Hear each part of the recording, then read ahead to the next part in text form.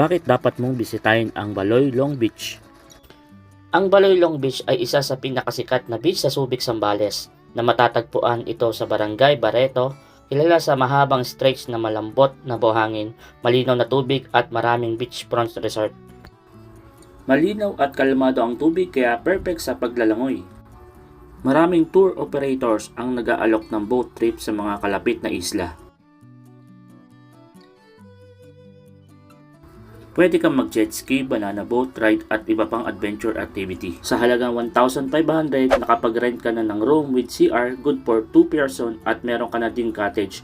Plus mo dyan yung entrance fee na 100 pesos per person. Maraming resort at hotel sa paligid ng Baloy Long Beach mula budget friendly hanggang sa high-end option.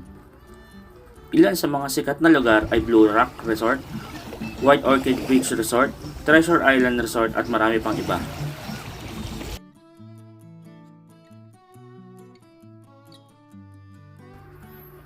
Paano pumunta sa Baloy Long Beach? Mula sa Manila, maaari kang magbiyahe sakay ng bus papuntang Olongapo City, Victory Liner o sa Ulog Transit.